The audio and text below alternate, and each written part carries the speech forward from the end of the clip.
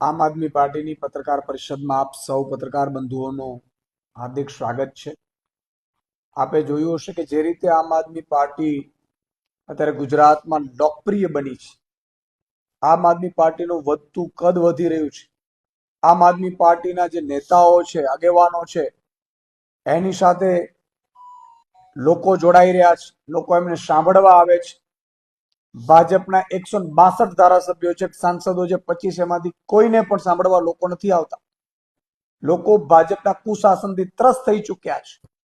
ત્યારે એક ગુજરાતની જનતાની આમ આદમી પાર્ટી ઉમ્મીદ બની છે, ત્યારે એનાથી બોખલાઈને ભાજપ વારંવાર ષડયંત્ર કરી રહ્યું છે।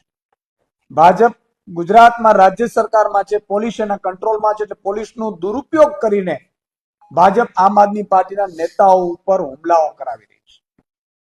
તમે જુઓ કે પહેલા જામનગરમાં ગોપાલભાઈ ઉપર હુમલો થયો, આ પહેલા પણ અમારે છેત્રભાઈ ઉપર પણ હુમલા થયા, જેલમાં નાખવામાં આવ્યા। ગતરોજ અમારા ઓબીસી વિંગના પ્રદેશ અધ્યક્ષ પિયુષ પરમારની આગેવાનીમાં ત્યાં 1500 જેટલા ભાજપના અદના કાર્યકર્તાઓ અને નેતાઓ જ્યારે ગોપાલભાઈ ઇટાલિયાના હસ્તે જોડાયા, ત્યારે આ ભાજપ જેનો નેતાને કોઈ સાંભળવા નથી આવતું, ભાજપના નેતાઓને, જે ભાજપના નેતાઓ કોઈ લોકપ્રિય નથી, માત્ર ને માત્ર નરેન્દ્ર મોદીના નામ ઉપર બસી ગયા છે સરકારમાં, એ લોકોએ કેટલી નિમ્ન કક્ષાની રાજનીતિ કરી। એમણે એક યુવાને જે વિડીયો બહાર પાડ્યો છે અને એમણે જે કબૂલ્યું છે એ પ્રમાણે કેટલાક લોકો 50,000 રૂપિયો કે 25,000 રૂપિયો આપીને ગોપાલભાઈ ઉપર જૂતું ફેંકવાનું એમના કહી રહ્યા છે। એ યુવાને સ્વયંભૂ કહ્યું છે, એમણે એવું પણ કહ્યું છે કે મને દારૂ પીવડાવ્યો, રૂપિયા આપવાની વાત કરી, અને પછી ગોપાલભાઈની સભામાં એમના ઉપર ચપ્પલ ફેંકવાનું નક્કી થયું।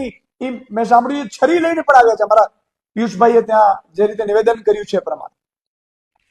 ભાજપ કેટલી નિમ્ન કક્ષાની પાર્ટી છે કે યુવાનોને બરબાદ કરી રહી છે। યુવાનોને રૂપિયાની લાલચ આપીને બેરોજગાર યુવાનોને એ દારૂ પીવડાવે છે।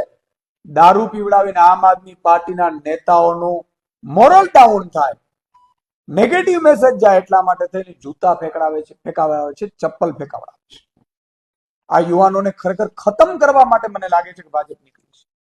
આ હદે